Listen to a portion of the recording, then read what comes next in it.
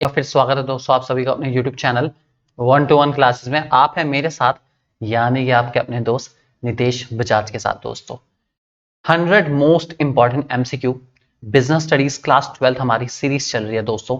Already first 25 और उसके बाद 26 से लेकर 50 तक क्वेश्चन मैं आपको ऑलरेडी करा चुका हूं। मुझे लगता है आप लोगों ने बहुत अच्छे से गेस करे होंगे। आज बारी है हमारी तीसरी वीडियो इसी सीरीज की और हम बात करेंगे क्वेश्चन नंबर 51 से लेके क्वेश्चन नंबर 75 तक। दोस्तों बने रहिए हमारे साथ आपके अपनी यूट्यूब चैनल 1-to-1 क्लासेस पे। दोस्तों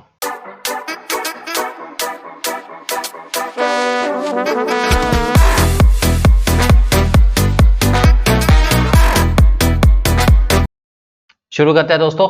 आपके सामने पहला क्वेश्चन आने जा रहा है। दोस्तों देखिए दोस्तों, फर्स्ट क्वेश्चन आपके सामने आ चुका है। Rohan works as a production manager in Global Enterprise Limited. He has been given the task of getting 1000 units of hand-woven table mats manufactured at the cost of ₹150 per unit within 10 days. In order to be acknowledged as an effective manager, he must ensure that okay, effective बनना है भाई।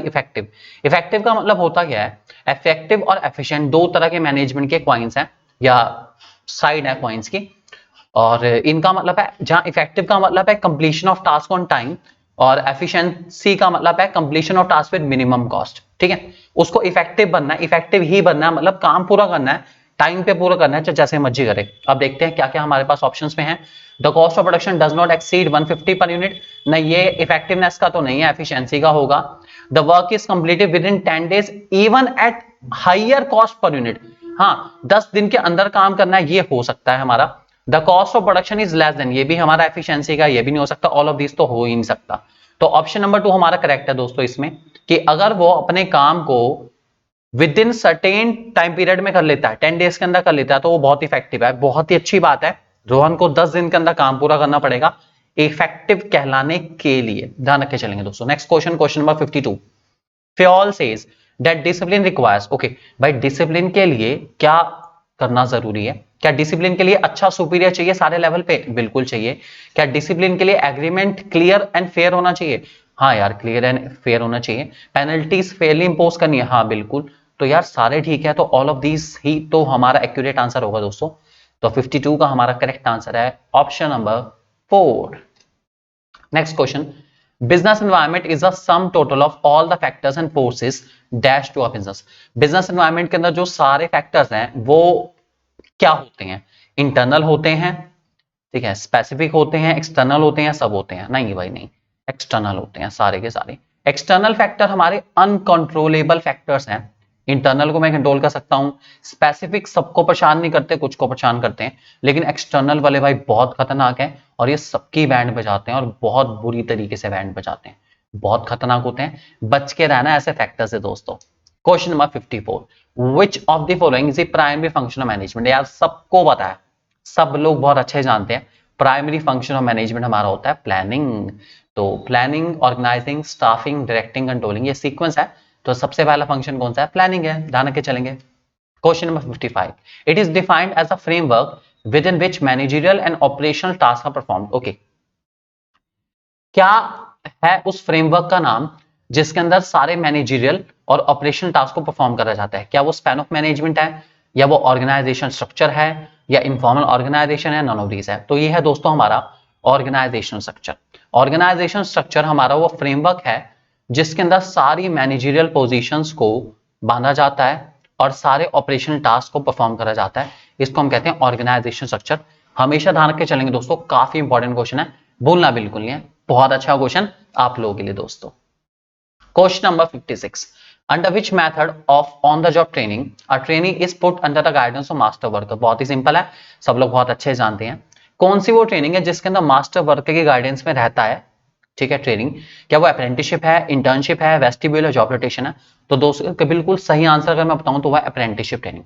Apprenticeship training करी जाती है, जैसे example है किसी को प्लम्बर बनना है, ठीक है, किसी को इलेक्ट्रीशियन बनना है, तो उसमें वो कुछ नहीं करेगा, वो किसी मास्टर वर्कर की, उस्ताद की निगरानी में रहेगा और उस्ताद को देखते देखते सीख जाएगा। उस्ताद की जय हो। नेक्स्ट क्वेश्चन, क्वेश्चन नंबर 57, इसमें आपको पहचाना है मैस्लो नीड। ओहो क्या बात है, मैस्लो की नीड कौन सी है? सोचिए सोचिए सोचिए, मैस्लो की नीड कौन सी है? Mac has been an outstanding student throughout her life. She did her graduation from very good college. When the placement started, she decided to withdraw her name. A month later, she started her own NGO, which provides education to poor children. Her NGO sets target of educating a definite number of poor students, and she feels if she is able to achieve a goal of teaching 5,000 students by the end of 5 years, she will be very successful. Maslow की कौन सी need की बात चल रही है कि अगर उसने 5,000 बच्चे पढ़ा लिए तो समझे कि भैया सब कुछ हासिल कर लिया और वो बहुत कामयाब है जिंदगी में. She have achieve each and everything if she is able to educate 5,000 students by the end of 5 year. बस ये उसका टारगेट है. बहुत अच्छा महक, पहले तो आपके लिए जोरदार तालियां, बहुत ही अच्छा आपने उद्देश्य दर्शाया है. मैस्लो की कौन सी नीड्स है? क्या ये सिक्योरिटी नीड्स है? कोई सिक्योरिटी की नीड नहीं है यहाँ पर. बिलोंगिंग नीड्स है ना, कोई लव अफेक्शन केयर कोई सेंटिमेंट नहीं है. और फिजियोलॉजिकल तो है नहीं क्योंकि वो ये सारा काम एनजीओ के थ्रू कर रही है, तो ऑब्वियस ही बात है पैसा कमाना उसका पर्पस नहीं है. ये है दोस्तों हमारी self actualisation need. Self actualisation need का मतलब आपको पता है, when a person becomes whatever he wants और she wants to become, that is called self actualisation need. तो जब आप अपने उद्देश्य को अचीव कर लेते हैं या उद्देश्य सेट करके बताते हैं कि मैंने ये अचीव कर लिया तो सब अचीव कर लिया, इसको सेल्फ एक्चुअलाइजेशन नीड कहते हैं दोस्तों, ध्यान रख के चलेंगे. Question number 58. Employees might object when they are kept under strict watch with the CCTVs, which limitation of controlling is indicated here. भाई एम्प्लॉइज ऑब्जेक्ट करेंगे अगर अगर अगर मैं हर जगह सीसीटीवीज लगा दूं तो एम्प्लॉइज ऑब्जेक्ट कर सकते हैं. ये कौन सी लिमिटेशन को रिप्रेजेंट कर आपको बताना है. Controlling through CCTV is very costly. नहीं यार महंगा मूंगा तो ऐसा कुछ नहीं. एम्प्लॉइज इसलिए थोड़ा कहेंगे कि महंगे सीसीटीवी आप क्यों लगा रहे हो, बड़े महंगे होते हैं. एम्प्लॉइज को क्या मतलब खर्चे से. ऑर्गेनाइजेशन है rating roll on external factor, ऐसा भी कुछ नहीं है. Selection of CCTV installation point is difficult. ये तो बेवकूफ वाली बात होगी कि सीसीटीवी कहाँ लगा रहे हैं, ये बहुत टाइम लगाता है ना. एम्प्लॉइज को दिक्कत है रेसिस्टेंस फ्रॉम एम्प्लॉइज. जो लिमिटेशन है दोस्तों वो है रेसिस्टेंस फ्रॉम एम्प्लॉइज, कि एम्प्लॉइज की फ्रीडम खत्म हो जाएगी, इसीलिए एम्प्लॉइज रेसिस्ट करेंगे कि ना ऐसा ना करो प्लीज, नहीं तो उनकी फ्रीडम खत्म हो जाएगी, सीसीटीवी में सब कैद हो जाएगा और वो अपनी पर्सनल बातें नहीं कर पाएंगे. Question number 59. इस क्वेश्चन में आपको बताना है which factor affecting the capital budgeting decision is reflected here. Okay, कौन सा फैक्टर है जो कैपिटल बजटिंग डिसीजन को अफेक्ट कर रहा है. Mister Anuj compare project ABC. He selected project C after comparing the series of cash receipts and payment. मतलब simple भाषा में कैश इनफ्लो और कैश आउटफ्लो. सिंपल भाषा में ये हुआ receipt and payment, inflow outflow over the life of an investment in it is maximum. Which factor affecting the capital budget decision है. Oh my God, क्या है ये कि वो लोग देख रहे हैं कि कितना पैसा आ रहा है कितना पैसा जा रहा है. क्या ये रेट ऑफ रिटर्न है, इन्वेस्टमेंट क्राइटेरिया इन्वॉल्व है, ऑल ऑफ दीज तो होगा नहीं, ऑब्वियस सी बात है. इन्वेस्टमेंट क्राइटेरिया इन्वॉल्व भी नहीं है, रेट ऑफ रिटर्न में परसेंटेज मेंशन होती है, रेट ऑफ रिटर्न भी नहीं है. यह दोस्तों मेरा कैश फ्लो. कैश फ्लो में मैं कैश का इनफ्लो और कैश का आउटफ्लो देखता हूं और ये चेक करता हूं कि कितना कैश इनफ्लो आउटफ्लो होगा किसी पर्टिकुलर प्रोजेक्ट का एक पर्टिकुलर टाइम में या through out the life. That is called cash flow of the project. तो उन्होंने देखा है कैश रिसीट्स और कैश पेमेंट को, तो ये कुछ और नहीं है दोस्तों, ये हमारा है cash flow of the project. ध्यान रख के चलेंगे. Question number 60. Current assets are those asset which get converted into cash. Okay भाई, करंट एसेट कौन से एसेट कहलाते हैं जो कितने टाइम में कैश में कन्वर्ट हो जाते हैं. 6 महीने में, 1 साल में, 1 साल 3 साल के बीच में, या 3 और 5 साल के बीच में. आंसर सबको पता है, 1 साल से पहले पहले, विद इन 1 ईयर. जो 1 साल से पहले पहले कैश में कन्वर्ट हो जाए वो सब के सब हमारे कहलाते हैं क्या, करंट एसेट. दोस्तों ध्यान रख के चलेंगे. Question number 61. A company can raise capital through primary market in the form of dash. Okay, primary market से क्या इशू करते हैं हम लोग, शेयर इशू करते हैं, प्रेफरेंस शेयर इशू करते हैं, डिबेंचर इशू करते हैं, सब इशू करते हैं. प्राइमरी मार्केट में सब इशू हो जाता है, जो मर्जी इशू कर लो, equity share, preference share, debenture, जो मर्जी करो, कोई दिक्कत नहीं. Question number 62. Under dash philosophy of marketing, efforts are made to bring down the cost of production to the minimum. कौन सा फिलॉसफी मार्केटिंग है जिसमें मैं मेहनत करता हूं प्रोडक्शन की कॉस्ट कम करने में, कि सबसे कम लागत आए, सबसे कम से कम लागत आए. ये कौन सा हमारी फिलॉसफी है मार्केटिंग की. तो ये प्रोडक्शन कंसेप्ट है, प्रोडक्ट कंसेप्ट है, मार्केटिंग कंसेप्ट है, सेलिंग कंसेप्ट है. ये दोस्तों मेरा प्रोडक्शन कंसेप्ट. प्रोडक्शन कंसेप्ट का कहना है जितना ज्यादा बनाओगे उतना सस्ता पड़ेगा और सस्ती चीजें बहुत आसानी से बिक जाते हैं. सस्ती चीजों को बेचने के लिए ज्यादा एफर्ट नहीं करना पड़ता, बस डिस्काउंट का नाम लो और बिकता चला जाएगा माल, टेंशन नहीं लेनी. Question number 63. Successful organisation do not achieve goals by chance but following a deliberate process known as dash. Okay, successful organisation बनने के लिए आपको कौन सी प्रोसेस को फॉलो करना है? वो प्लानिंग की है, कोऑर्डिनेशन की है, कंट्रोलिंग की है, मैनेजमेंट की है? भाई देखो, मैनेजमेंट सबसे बढ़िया आंसर है इसमें, क्योंकि बाकी सब कुछ मैनेजमेंट का पार्ट है, तो ये सब के सब इसका पार्ट है मैनेजमेंट का। मैनेजमेंट है तो प्लानिंग भी होगी, कोऑर्डिनेशन भी होगा, कंट्रोलिंग भी होगी। लेकिन अगर मैं मैनेजमेंट ही हटा देता हूँ तो बचेगा क्या? कुछ भी नहीं यार। मैनेजमेंट है तो सबके ऊपर आशीर्वाद बना रहेगा, इसलिए मैनेजमेंट ही वो प्रोसेस है जिसके थ्रू सक्सेसफुल ऑर्गेनाइजेशन अपने गोल्स को अचीव कर सकती है। नहीं तो गोल अचीव कर पाना मुश्किल नहीं दोस्तों, नामुमकिन है। ध्यान रख के चलेंगे दोस्तों। Question number 64, what is the purpose of time study? Time study का पर्पस क्या होता है? टाइम स्टडी आप लोग बहुत अच्छे से जानते हैं। टाइम स्टडी का मेन पर्पस होता है कि कितना टाइम किसी प्रोडक्ट को बनाने में लग रहा है, ये बताती है हमारी टाइम स्टडी। ठीक है, और इसके ये पता चल जाता है कि कितने लोग हमारे एफिशिएंट है, कितने लोग इनएफिशिएंट है। जो लोग टाइमली काम पूरा कर पा रहे हैं वो सारे के सारे प्रॉपर हैं, अच्छे हैं, मेहनती हैं। जो नहीं कर पा रहे हैं उनमें दिक्कत है ना। ठीक है, और एक डे का फेयर वर्क कितना होना चाहिए, कितने घंटे मैं काम करा सकता हूँ या कितने घंटे मुझे काम कराना है, ये सब मेरे को टाइम स्टडी बताती है। ठीक है, रेस्ट इंटरवल से तो हमारी फैटिग स्टडी डील करती है, तो ये तो नहीं आ सकता।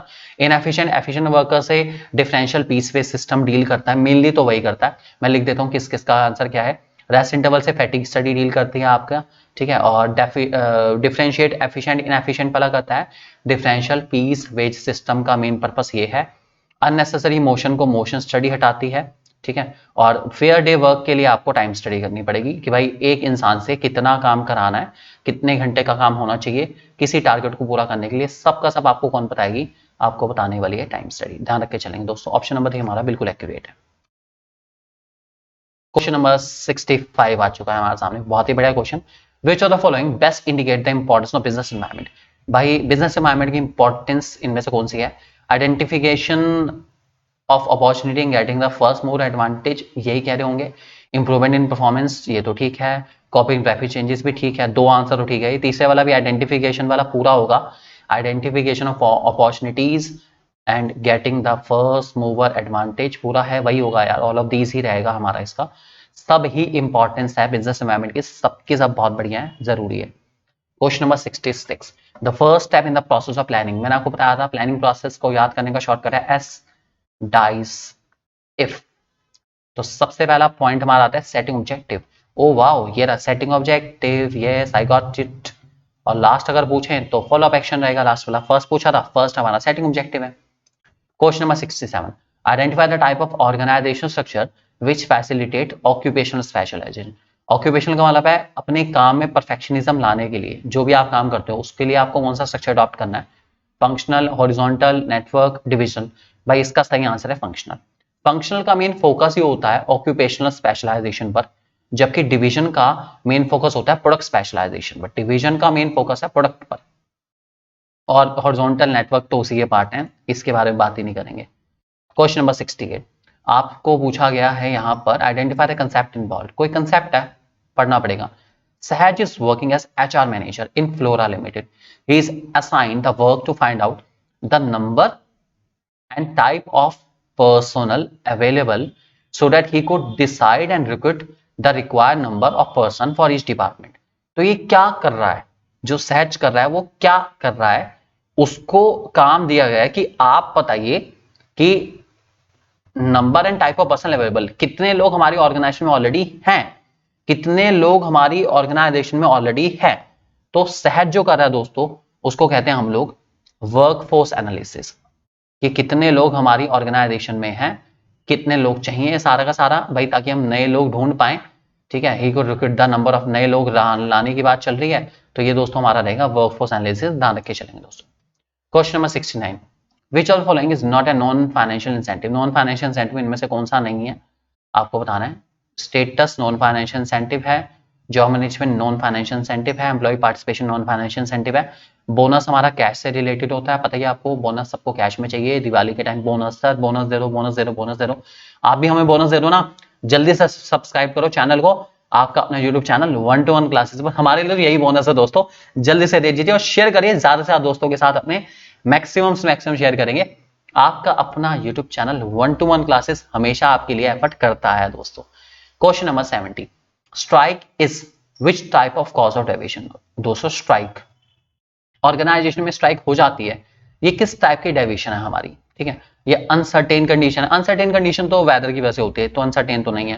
ह्यूमन कॉज हो सकता है, वेदर सिंटेंसिस भी नहीं है, उसके बाद डिफेक्टिव स्टैंडर्ड भी नहीं है, तो ये ह्यूमन कॉज ही है, क्योंकि स्ट्राइक ह्यूमन करते हैं, इंसान है, इंसान अपनी सोच अनुसार करता है, जब जिद पर जाता है तो स्ट्राइक करके बैठ जाता है, तो ये ह्यूमन कॉज ही हो सकता है। Question number 71, the requirements of working capital is affected by dash. Okay, working capital requirement को कौन कौन चीजें अफेक्ट करती है? नेचर बिजनेस अफेक्ट करता है, बिल्कुल करता है। मैन्युफैक्चरिंग में ज्यादा, ट्रेडिंग में कम। बिजनेस साइकिल, बूम पीरियड में ज्यादा, लीन पीरियड में कम, बिल्कुल करती है। सीजनल फैक्टर, सीजन वाले पीरियड में ज्यादा, नॉन सीजन वाले पीरियड में कम करते हैं यार, ऑल ऑफ दीज ही रहेगा। ये सब मेरे वर्किंग कैपिटल को अफेक्ट करने वाले फैक्टर है, इसलिए आंसर है all of these. Question number 72 आ चुका है दोस्तों।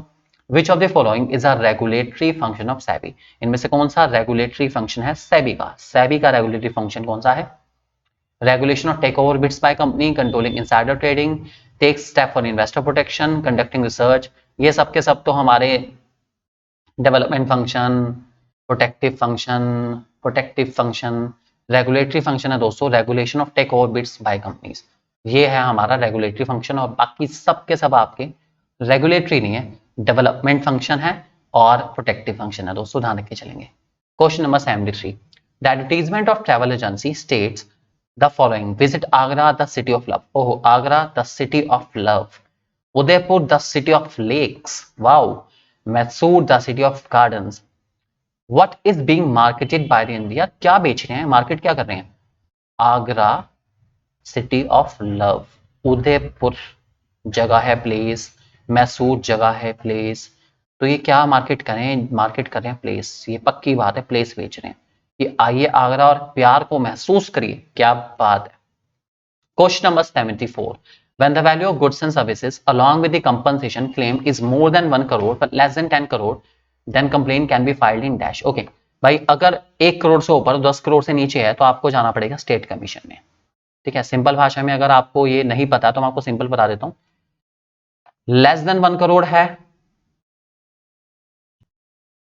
तो आप जा सकते हैं डिस्ट्रिक्ट कमीशन में, 1 करोड़ से ज्यादा, ठीक है, और 10 करोड़ से कम अगर है तो आप जा सकते हैं स्टेट कमीशन में, और 10 करोड़ से अगर ज्यादा का क्लेम है आपका तो आप जा सकते हैं नेशनल कमीशन में। सिंपल। लास्ट क्वेश्चन हमारा आज के लिए, which of the below item do not या does not form intellectual property, इनमें से कौन सी इंटेलेक्चुअल प्रॉपर्टी का पार्ट नहीं है दोस्तों, सोच समझ के बताना है आपको। ट्रेडमार्क हमारा इंटेलेक्चुअल प्रॉपर्टी का पार्ट है, पेटेंट इंटेलेक्चुअल प्रॉपर्टी का राइट है, कॉपीराइट इंटेलेक्चुअल प्रॉपर्टी का राइट है, लेकिन टेंजिबल एसेट जैसे कुछ भी हो सकता है, फर्नीचर, मशीनरी वगैरह, ये सारे के सारे इंटेलेक्चुअल प्रॉपर्टी का राइट नहीं है, क्योंकि ये सारे के सारे हमारे इंटेंजिबल एसेट ही हो सकते हैं जो इंटेलेक्चुअल प्रॉपर्टी का राइट बन सकते हैं। तो ये हमारा टेंजिबल है, इसमें आपका फर्नीचर आता है, उसके बाद लैंड, उसके बाद आपकी मशीनरी, इक्विपमेंट, ये सब इसमें आते हैं, और ये सब के सब हमारे टेंजिबल होते हैं, इसलिए इंटेलेक्चुअल प्रॉपर्टी का पार्ट नहीं बन सकते दोस्तों, ध्यान रख के चलेंगे। तो ये था दोस्तों आज का हमारा सफर, हमने आज कंप्लीट करा आप लोगों के साथ पूरे 25 क्वेश्चन, वो भी शानदार शानदार लाजवाब क्वेश्चन दोस्तों। मुझे उम्मीद है आपको मजा आएगा करके, और नेक्स्ट वीडियो में मैं लेकर आऊंगा आखिरी के 25 क्वेश्चन, क्वेश्चन नंबर 76 से लेके 100 तक का सफर दोस्तों करेंगे हम लोग नेक्स्ट वीडियो में कवर। आप है अपने YouTube चैनल 1-to-1 क्लासेस के साथ दोस्तों, आज ही सब्सक्राइब करिए आपका अपना YouTube चैनल 1-to-1 क्लासेस, और बहुत अमेजिंग मटेरियल के लिए, लाजवाब मटेरियल के लिए हमारी ऐप को डाउनलोड करना मत भूलिएगा दोस्तों। ऐप का लिंक आपको डिस्क्रिप्शन में मिल जाएगा दोस्तों। Thank you very much, God bless you दोस्तों।